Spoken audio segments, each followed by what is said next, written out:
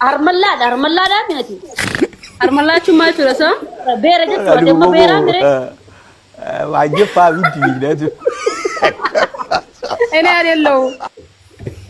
Ati amma beera so heerumtee jirta. Akkam dubrummaan qabdu mire. Dia tu rumah kapan? Armallaa jalan mah? Armallaa jedhamta gaa'ee beera jedhamta. Wah ini balaco.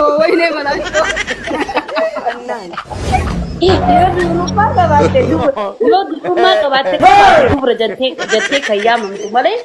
Armallaa nanti biar nanti armallaa.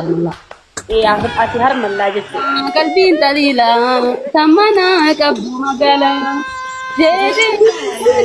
Jamiila Faatimaan raabannee huula dandeessuus narratti gorii dadhabduus gamana gorii duraanii hin barbaadu jaarsa jaarsi hafuurii fuudhuu dubbisuun siif beekee Armallaa maaliif?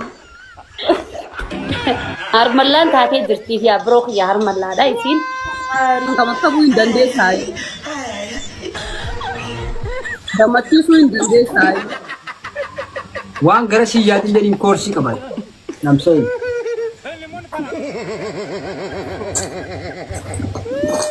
Maal qabaayi? Waan ammasin gaafatti namsanniin isi koorsii isaaf qabadhee fudhata. Diploma isaa maal gaafattee? Wanti gaafadhu sin jedhe sirriitti ormaa fi godhuu sirriitti dhungachuu Wajib pamit gitu. Morafi malam morafi beeka. Maaf sirriitti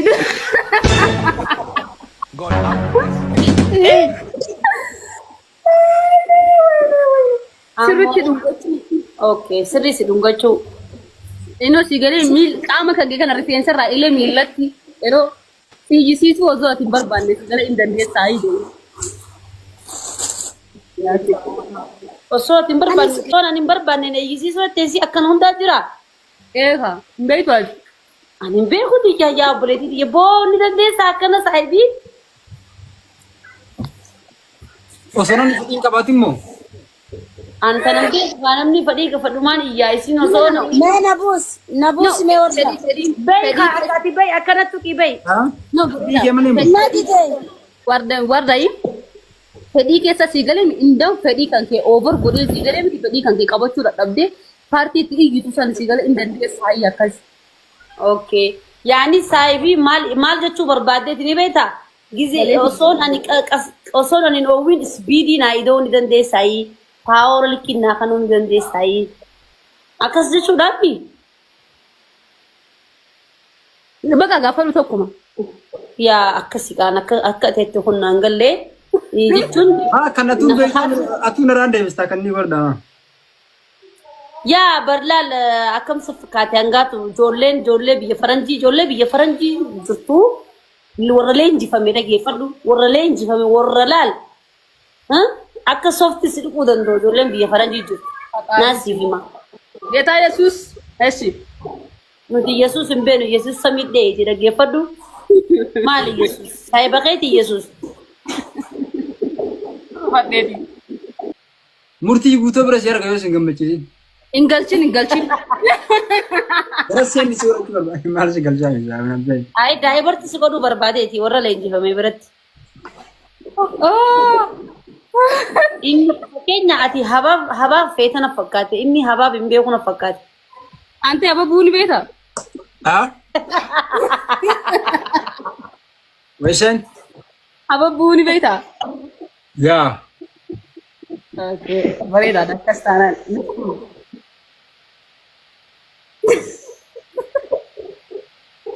Bakka saniifuu. Illee dhiira akka keetii barbaadaa ture. Jechuun yaani akkanatti ka ijaan kiyya guute ka qalbii kiyya haate. Wallahi laazim si jaaladhee jira. Si teerumuu barbaaduu na fuute. Amma bichaa sin jaalanne ani dhuguma si jaaladhe.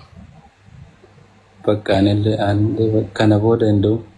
Dubartiin maanuyyuu bakka dubartiin natti hin fakkaattu kana booda.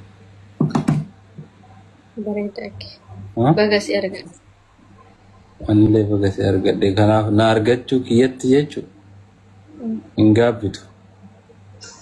Jireenya kee guutuu si osoma gammadu jiraatu. dhiira biraallee ijaan arguun barbaadu kanicha. Anoo dhiiraati argite morma irraa muru. Naa taatee jirta.